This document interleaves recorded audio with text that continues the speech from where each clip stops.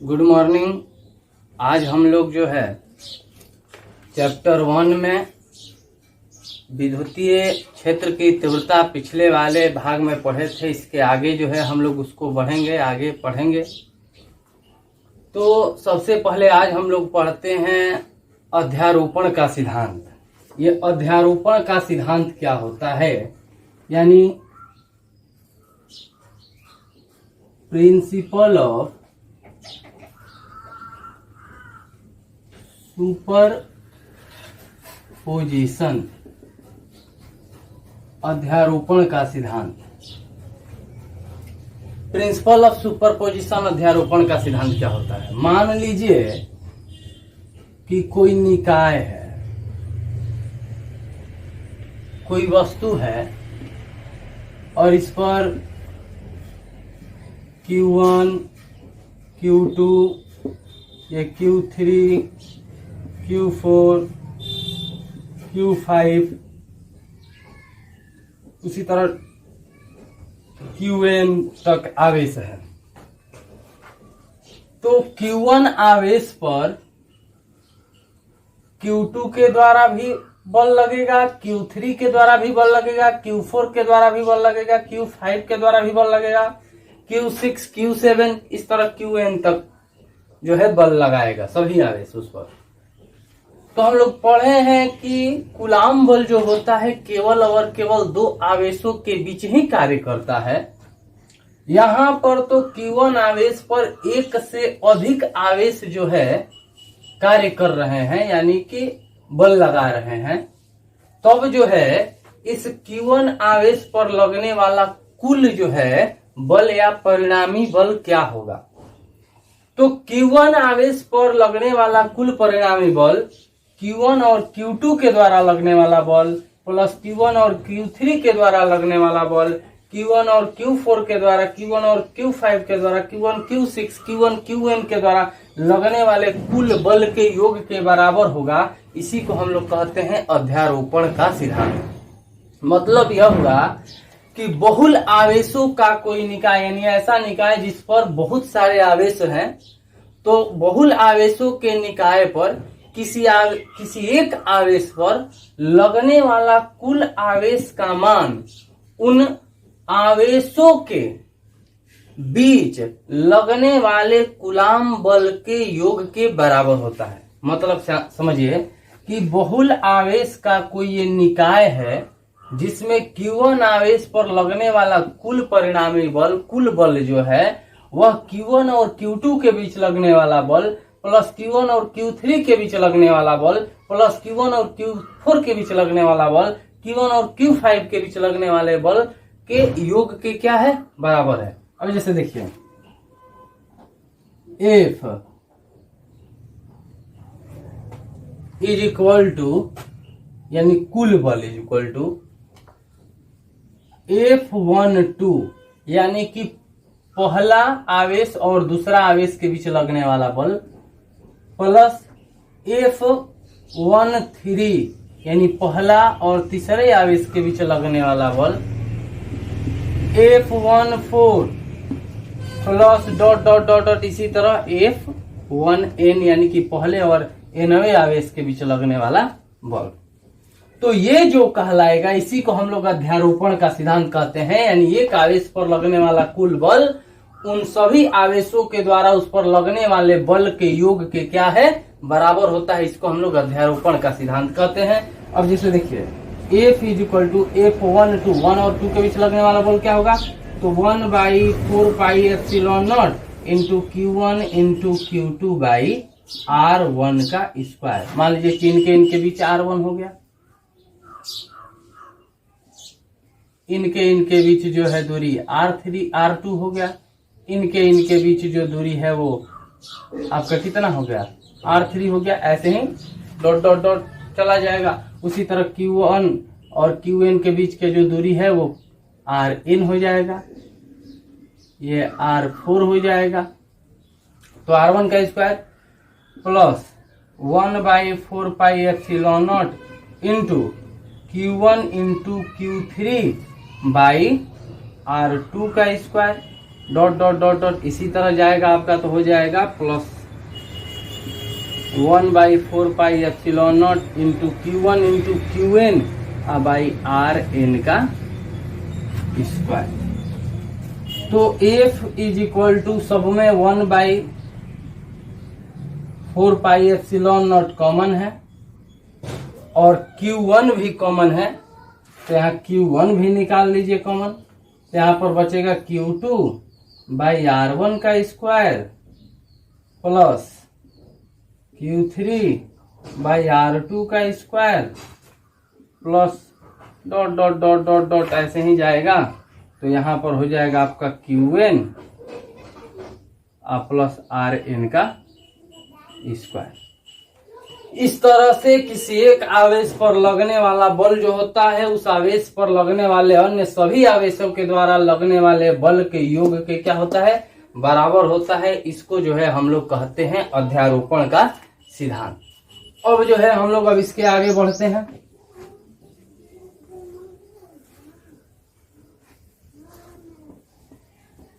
इसका परिभाषा क्या देंगे, यानी कि बहुल आवेशों के किसी निकाय पर एक आवेश पर लगने वाले कुल विद्युतीय बल का मान उन आवेशों के द्वारा लगने वाले, उन आवेशों के द्वारा या अन्य आवेशों के द्वारा उस आवेश पर लगने वाले कूलाम बल के योग के बराबर होता है।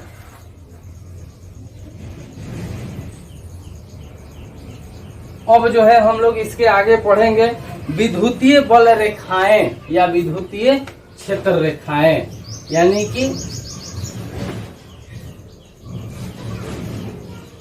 इलेक्ट्रिक फील्ड लाइंस, या इसी को हम कह सकते हैं electric force line, lines, electric force of line, मतलब विद्युतीय क्षेत्र रेखाएं या विद्युतीय बल रेखाएं। अब ये विद्युतीय क्षेत्र रेखाएं या विद्युतीय बल रेखाएं क्या होती है, तो विद्युतीय जो है बल रेखाएं या विद्युतीय क्षेत्र रेखाएं, जिसको हम लोग कहते हैं इलेक्ट्रिक फील्ड लाइंस या इलेक्ट्रिक फोर्स ऑफ लाइंस, ये क्या है, तो किसी विद्युतीय क्षेत्र के अंदर खींची गई वह काल्पनिक रेखा है जिस पर एक स्वतंत्र एवं पृथकृत धन आवेश जो है गति करता है, तो उसी को जो है हम लोग विद्युतीय क्षेत्र रेखाएं या विद्युतीय बल रेखाएं कहते हैं। ये रेखाएं जो होती है किसी भी धन आवेश से बाहर की ओर निकलती है, बाहर की ओर निकलती है, जबकि ऋण आवेश पर ये अंदर की ओर आती है। ऋण आवेश पर ये अंदर की ओर आती है। ये खुली भी हो सकती है, और ये रेखाएं यदि आपके पास दो आवेश है प्लस Q1 माइनस Q1, तो ये रेखाएं धन आवेश से निकलती है और ऋण आवेश पर जाकर समाप्त हो जाती है।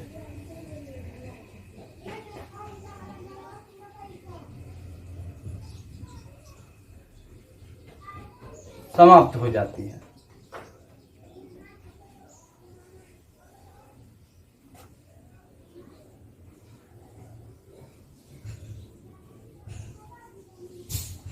तो विद्युतीय क्षेत्र के अंदर खींची गई वह काल्पनिक रेखाएं जिस पर धन आवेश या एक स्वतंत्र धन आवेश जो है गति करती है, गमन करती है, उसे हम लोग विद्युतीय क्षेत्र रेखाएं या विद्युतीय बल रेखाएं कहते हैं। ये रेखाएं जो है धन आवेश से निकलती है और ऋण आवेश पर समाप्त हो जाती है। ये रेखाएं जो होती है, इनके किसी भी बिंदु पर खींची गई रेखा जो होती है वह विद्युतीय क्षेत्र की दिशा को निरूपित करने का काम करती है। अब जो है विद्युतीय क्षेत्र रेखाओं के गुण क्या है, तो इनका गुण है पहला कि ये रेखाएं जो होती है खुला भी हो सकती है, बंद भी हो सकती है। दूसरा, ये रेखाएं धन आवेश से निकलती है, ऋण आवेश पर समाप्त हो जाती है।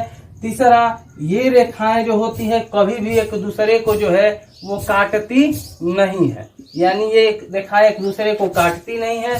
और ये चौथा इनका गुण ये हो गया कि ये रेखाएं जो होती है इनके किसी भी बिंदु पर खींची गई स्पर्श रेखा जो है वह विद्युतीय क्षेत्र की दिशा को निरूपित करने का काम करती है कि इसमें जो है विद्युतीय क्षेत्र की दिशा किस दिशा में है, उसकी दिशा। तो विद्युतीय क्षेत्र रेखाएं या विद्युतीय बल रेखाओं के 4 गुण है। पहला, ये रेखाएं धन आवेश से निकलकर ऋण आवेश पर समाप्त हो जाती है। दूसरा, ये रेखाएं खुली और बंद दोनों प्रकार की हो सकती है। ये रेखाएं जो होती हैं इनके किसी भी बिंदु पर खींची गई स्पर्श रेखा विद्युतीय क्षेत्र की दिशा को निरूपित करती है। और चौथा है कि ये रेखाएं कभी भी एक दूसरे को काटती नहीं है। अब जो है हम लोग इसके बाद जो है अब पढ़ेंगे कि विद्युतीय फ्लक्स क्या होती है, यानी कि या ये भी कह सकते हैं कि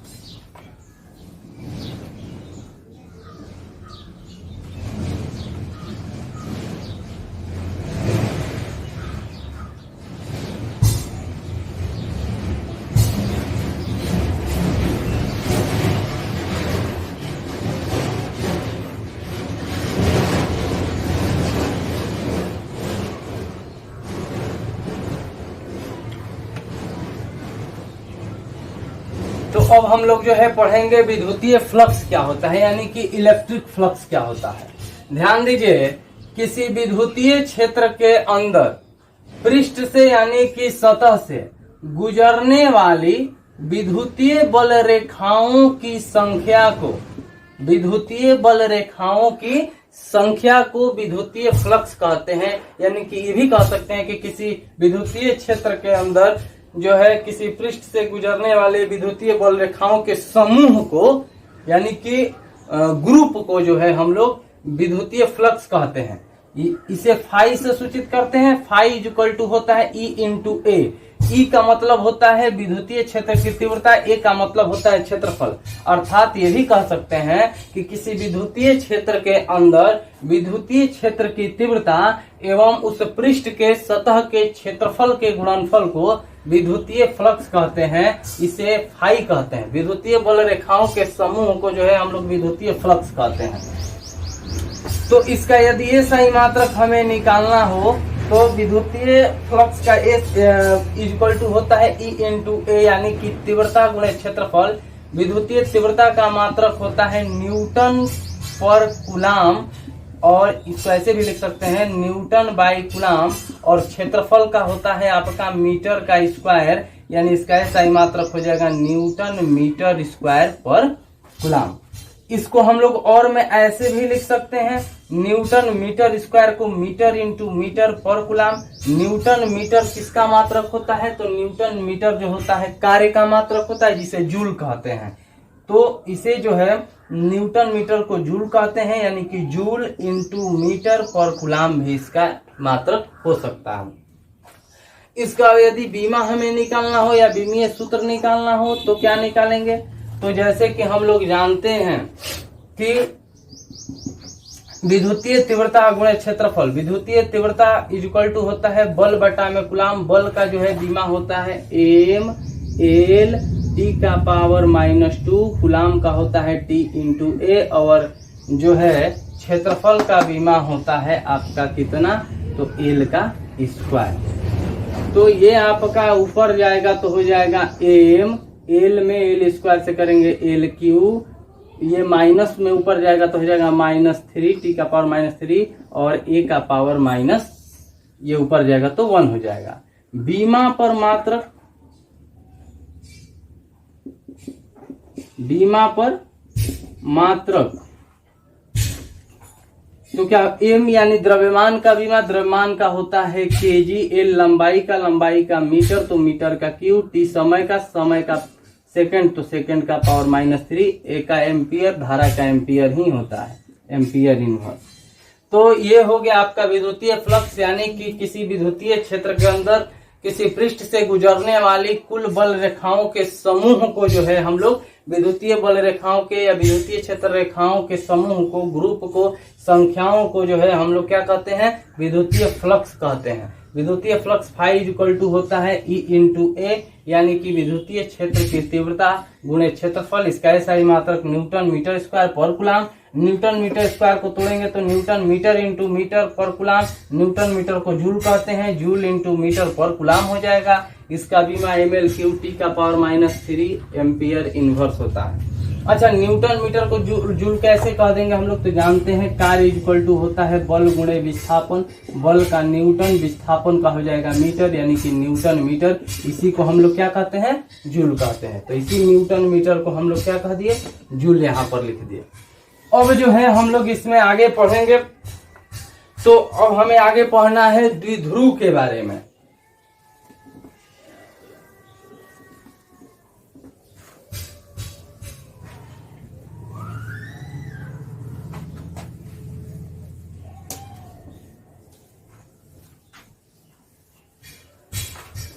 अब जो है हमें इसमें आगे क्या पढ़ना है, तो द्विध्रुव के बारे में, कि ये विद्युत द्विध्रुव क्या होता है, यानी कि इलेक्ट्रिक डाइपोल।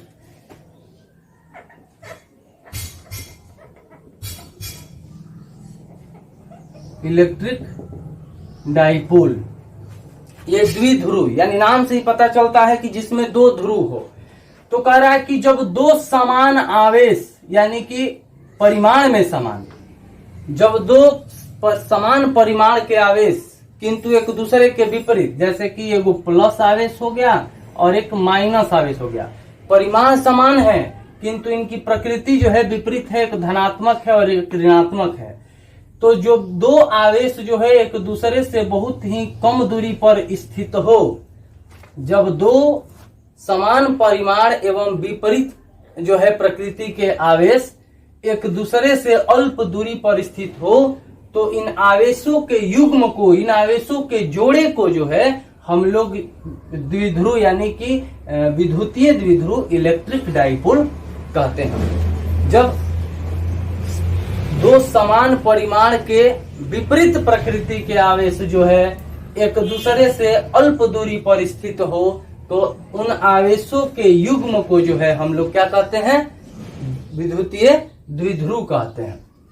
अब इसी में आता है कि अब ध्यान देने वाली बात यह है कि इन दोनों आवेशों यानी कि द्विध्रुव की जो लंबाई है, द्विध्रुव में दोनों आवेशों के बीच की जो दूरी होती है, इसे 2L से सूचित करते हैं, जिसे द्विध्रुव की लंबाई कहते हैं।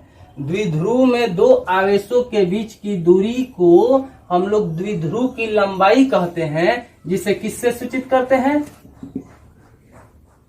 किससे सूचित करते हैं, तो 2L से सूचित करते हैं। अब इसी में क्वेश्चन आता है कि द्विध्रुव आघूर्ण क्या है, यानी इलेक्ट्रिक डाइपोल मोमेंट, विद्युतीय द्विध्रुव आघूर्ण या द्विध्रुव आघूर्ण, इसे हम लोग डाइपोल मोमेंट भी कहते हैं, डाइपोल मोमेंट। तो डाइपोल मोमेंट क्या है, कह रहा है कि विद्युतीय द्विध्रुव में कोई एक आवेश, चाहे वो धन आवेश हो या ऋण आवेश हो, क्योंकि दोनों का परिमाण समान है किंतु प्रकृति अलग अलग है, एक धनात्मक है एक ऋणात्मक है, तो दोनों आवेशों में से कोई एक आवेश एवं उन आवेशों के बीच के दूरी के गुणनफल को हम लोग जो है द्विध्रुव आघूर्ण कहते हैं, और इसे हम लोग सूचित करते हैं P से। क्या सूचित करते हैं इसे जो है हम लोग सूचित करते हैं P से सूचित करते हैं। तो द्विध्रुव आघूर्ण बराबर होता है आवेश गुणे दो आवेशों के बीच की दूरी। यह भी कह सकते हैं कि द्विध्रुव में एक आवेश एवं द्विध्रुव की लंबाई, 2L को द्विध्रुव की लंबाई कहते हैं, द्विध्रुव की लंबाई के गुणनफल को द्विध्रुव आघूर्ण कहते हैं, यानी डाइपोल मोमेंट कहते हैं। डाइपोल मोमेंट क्या है, द्विध्रुव में कोई एक आवेश, दोनों में से कोई एक आवेश एवं दोनों आवेशों के बीच की लंबाई या बीच की दूरी को या द्विध्रुव की दूरी के गुणनफल को हम लोग द्विध्रुव आघूर्ण कहते हैं, इसका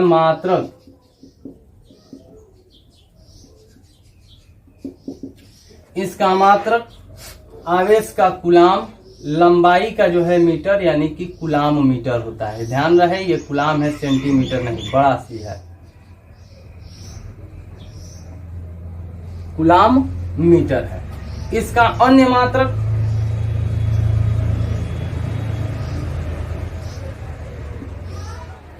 डेबाई होता है, डेबाई,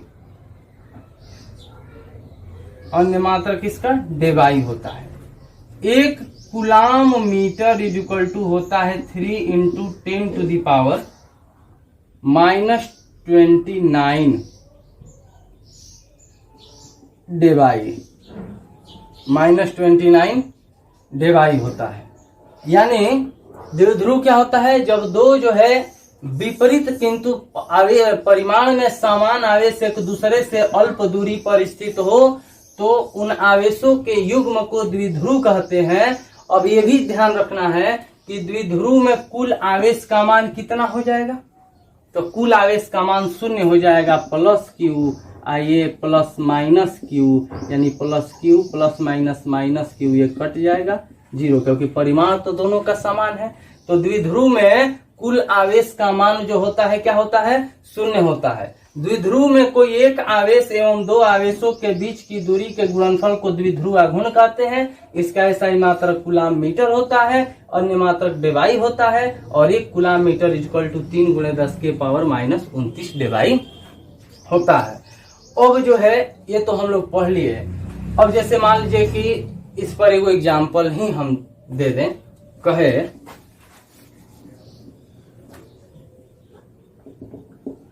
कि दो आवेश है प्लस क्यू माइनस क्यू और इनके बीच की दूरी 2l। जो आवेश दिया है चाहे वो प्लस हो माइनस हो तो समान होता है, 4 × 10 टू द पावर -6 कूलाम, और इनके बीच की जो दूरी है वो आपका 0.04 मीटर है। तो द्विध्रुव आघूर्ण का मान ज्ञात करें तो P = हो जाएगा Q × 2l। Q जो है, अब चाहे धनात्मक दिया हो आवेश चाहे ऋणात्मक, यदि धनात्मक भी दिया हो तो उतना ही ऋणात्मक भी होगा, यदि ऋणात्मक भी दिया हो तो उतना ही धनात्मक होगा, क्योंकि परिमाण में आवेश का मान यहाँ समान होता है। तो 4 × 10 टू द पावर -6 और ये हो गया 0.04, पॉइंट मान लीजिए हटा देंगे 100, यहाँ पर हो जाएगा 16 × 4 4 जा 16 × 10 टू द पावर -6 बाई 10 का पावर यहाँ 2, ये ऊपर जाएगा तो 16 × 10 का पावर -6 × 10 का पावर -2, तो 16 × 10 का पावर -8 कूलाम मीटर। तो इस तरह से जो है जब एग्जाम्पल दिया रहे या क्वेश्चन दिया रहे तो उसे जो है हम लोग सॉल्व कर सकते हैं। यानी द्विध्रुव हो गया कि जब दो समान आवेश किंतु प्रकृति में विपरीत हो, परिमाण में समान हो केवल, और एक दूसरे से अल्प दूरी पर स्थित हो तो उसे द्विध्रुव कहते हैं। उनके बीच की दूरी को हम लोग द्विध्रुव की लंबाई कहते हैं। अब जो है हम लोग इसके आगे जब बढ़ेंगे तो अब पढ़ेंगे कि द्विध्रुव के कारण जो है किसी बिंदु पर विद्युतीय क्षेत्र की तीव्रता का मान क्या होगा। द्विध्रुव के कारण एक चीज और ध्यान में रखना है, ये जो है आपका माइनस नहीं, ये प्लस में है, ये प्लस में होगा। एक कूलाम इक्वल टू माइनस में क्या होगा तो हम बताते हैं, एक यदि डेबाई रहता है तो ये वाला इधर आ जाएगा, तो 1/3 × 10 टू द पावर आपका 29 जो है कूलाम मीटर हो जाएगा, 29 कूलाम मीटर हो जाएगा। अब ये 29 यदि ऊपर जाएगा तो एक debye equal to 1/3 × 10 to the power -29 coulomb metre हो जाएगा। एक डेबाई इक्वल टू इतना हो गया और एक कूलाम मीटर इक्वल टू 3 × 10 के पावर 29 डेबाई होता है। अब क्वेश्चन है कि किसी विद्युतीय द्विध्रुव के कारण, ये द्विध्रुव के कारण किसी बिंदु पर जो है विद्युतीय क्षेत्र की तीव्रता को जो है हमें ज्ञात करना है। तो द्विध्रुव के कारण विद्युतीय क्षेत्र की तीव्रता को ज्ञात करने के लिए दो तरीका है। एक अक्षीय होता है और एक निरक्षीय होता है, जो कई बार जो है परीक्षा में पूछता है कि अक्षीय स्थिति में द्विध्रुव के कारण जो है आप विद्युतीय क्षेत्र की तीव्रता को ज्ञात करें, या कहेगा कि निरक्षीय स्थिति में द्विध्रुव के कारण किसी बिंदु पर विद्युतीय क्षेत्र की तीव्रता को ज्ञात करें। तो सबसे पहले हम लोग आते हैं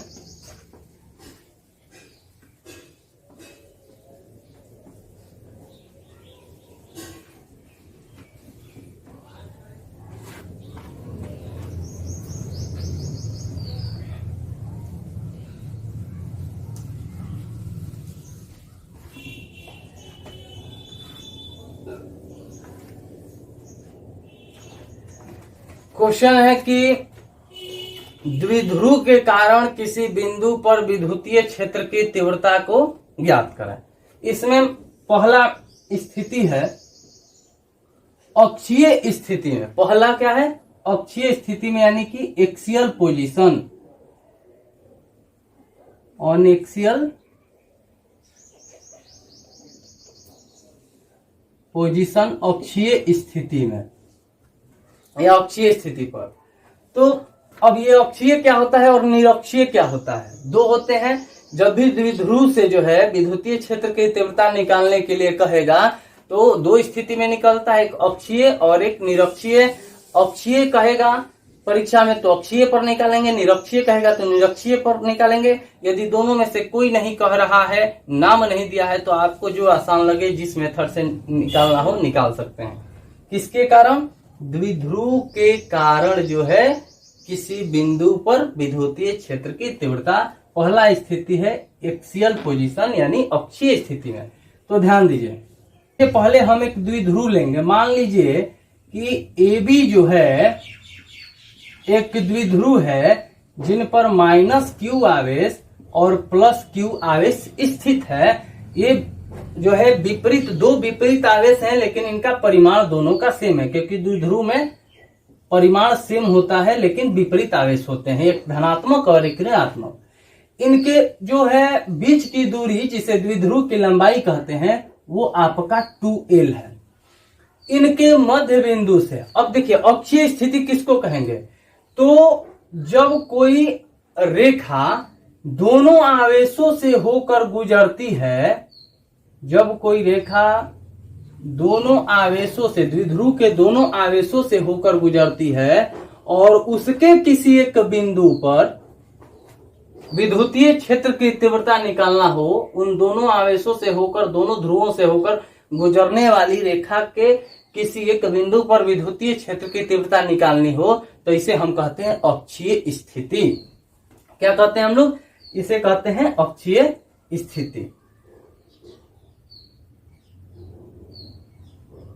तो मान लीजिए कि यहाँ P कोई बिंदु है जहां पर आपको जो है विद्युतीय क्षेत्र की तीव्रता को ज्ञात करनी है।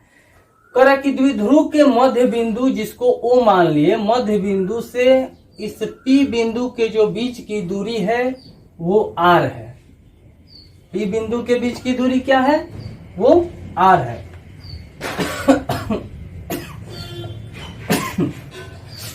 द्विध्रुव के मध्य बिंदु O है, तो A और O के जो बीच की दूरी होगी वो L होगी, और O और B के जो बीच की दूरी होगी वो L होगी, तभी तो L और L मिलकर के 2L हो जाएगा।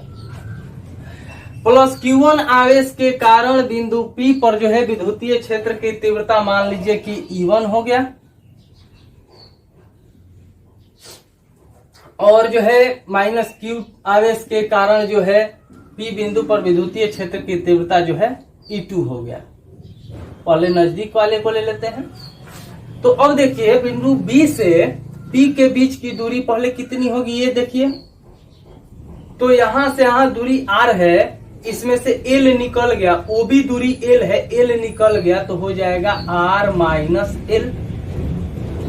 उसके बाद A बिंदु से जो है P के बीच की दूरी जो है हमें निकालनी है। तो O से P की दूरी R है और यहां से यहां L है, तो L जोड़ देंगे R + L, यानी कि दूरी जो है जो आपका R + L हो जाएगा।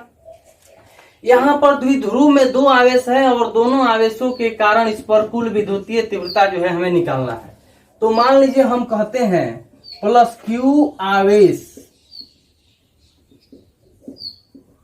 के कारण पी बिंदु पर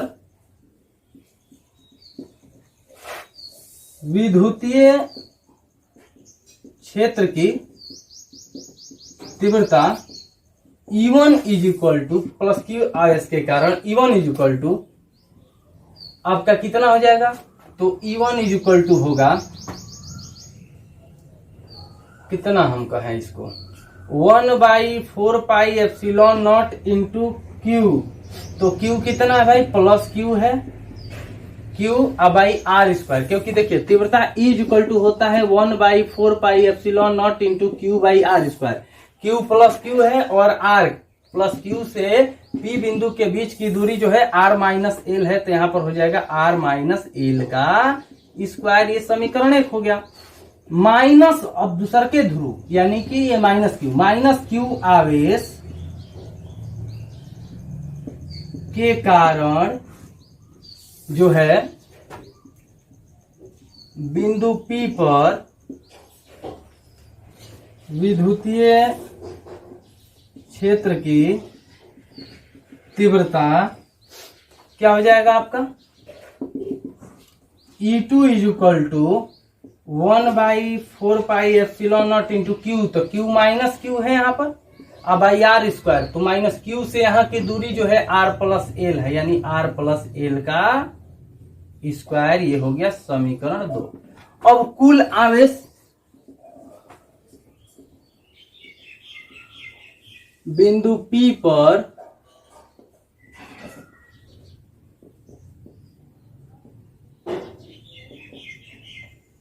कुल आवेश यानी E इज इक्वल टू आवेश नहीं, विद्युतीय तीव्रता E is equal to E1 plus E2, यानी कि प्लस क्यू के कारण E1 अब माइनस क्यू के कारण E2, इन दोनों का योग कर देंगे तो E is equal to E1 कितना है? E1 है 1/4πε0 इंटू क्यू या plus Q by R minus L का स्क्वायर, प्लस E2 जो है आपका है 1/4πε0 into minus Q by R plus L का स्क्वायर। अब देखिए परिमाण में तो आवेश का मान समान होगा यानी सेम है, और 1/4πε0 भी समान है, तो इसको कॉमन ले सकते हैं, यानी is equal to Q by 4πε0 common हो गया। तो यहाँ पर हो गया 1 क्योंकि प्लस में है, और बाई आपका हो गया आर माइनस एल का स्क्वायर, प्लस माइनस माइनस यहाँ 1 बचा, और ये हो गया आर प्लस एल का स्क्वायर। अब एलसीएम निकाल देंगे। E is equal to Q by 4πε0 into ये हो गया आर माइनस एल का स्क्वायर, आर प्लस एल का स्क्वायर। ये हो जाएगा आपका आर प्लस एल का स्क्वायर, ये प्लस है,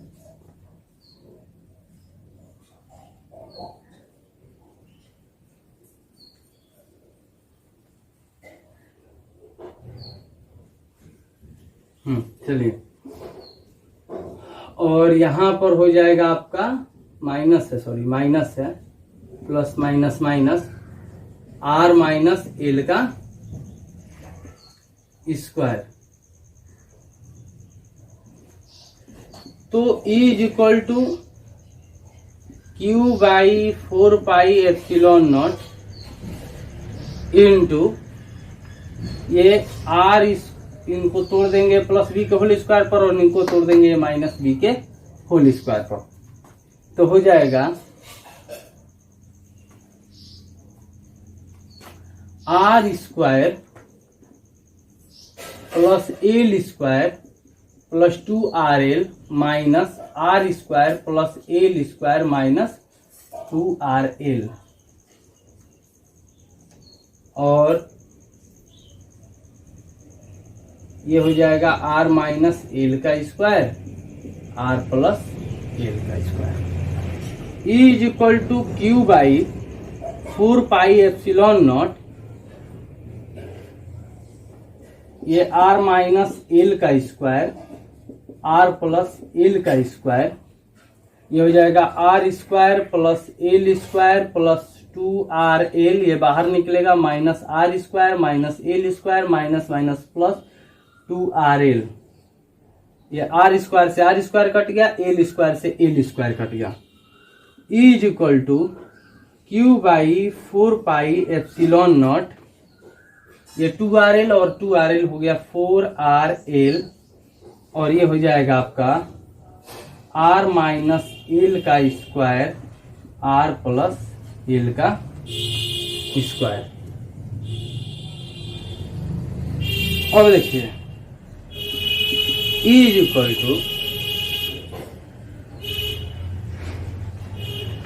इसको लिख सकते हैं हम लोग 1 by 4 pi epsilon naught into Q into 4 into L, by इसको हम लोग ये स्क्वायर इसको लिख सकते हैं R square minus L square का स्क्वायर, क्योंकि ये है आर माइनस 1 का आर माइनस एल का स्क्वायर, ये आर प्लस एल का स्क्वायर है।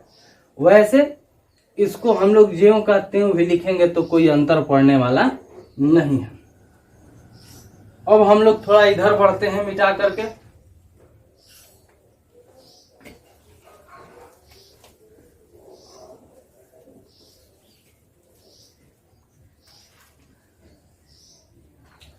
E is equal to 1 by 4 pi epsilon naught into, इसको हम लोग ऐसे भी लिख सकते हैं Q into 2L into 2R। ये जो 4 है 4 को हम लोग 2L इंटू 2R कर सकते हैं, बाई क्योंकि 2 दूनी 4 4 R इंटू एल हो जाएगा, by R square minus L square का स्क्वायर,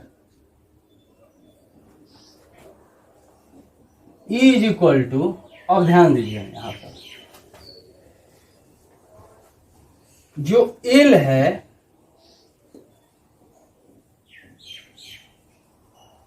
ये बहुत छोटा है, या एल स्क्वायर कह सकते हैं, बहुत छोटा है आर स्क्वायर से। अब क्यों?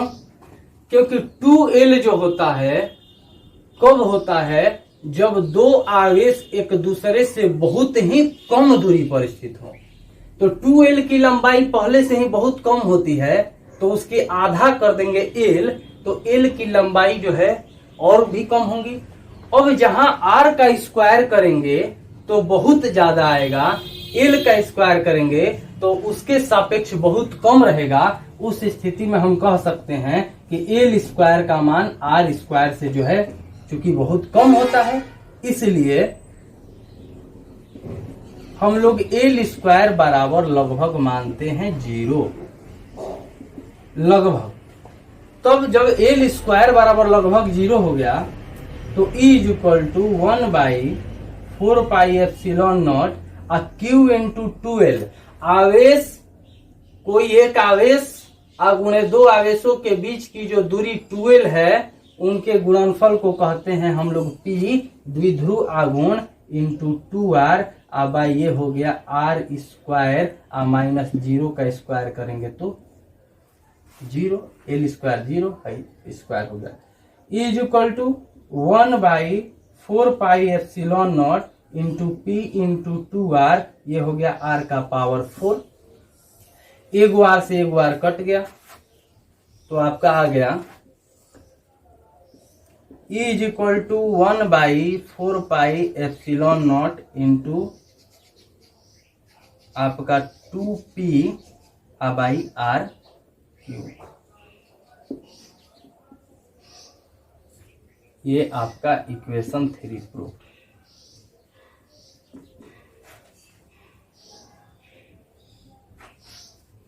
तो ये द्विध्रुव आघूर्ण है ना, यानी कि द्विध्रुव आघूर्ण किस में होता है, द्विध्रुव में होता है। तो किसी द्विध्रुव के कारण किसी बिंदु पर विद्युतीय क्षेत्र की तीव्रता का सूत्र हुआ कब, जब वह बिंदु अक्षीय स्थिति में हो, यानी कि दोनों ध्रुवों से होकर गुजरने वाली रेखा के किसी बिंदु पर स्थित हो। इसे आप ऐसे भी लिख सकते हैं, देखिए 2 से ये 2 कट 4 कट जाएगा 2 बार में, तो इसे आप ऐसे भी लिख सकते हैं और में कि E is equal to 1/2πε0 into P/r3, ये भी हो सकता है। अब जो है हम लोग इसके आगे वाले वीडियो में निरक्षीय स्थिति में द्विध्रुव के कारण जो है उत्पन्न विद्युतीय क्षेत्र की तीव्रता को जो है ज्ञात करेंगे। ये अक्षीय था, अगले वाले वीडियो में हम लोग निरक्षीय स्थिति में करेंगे।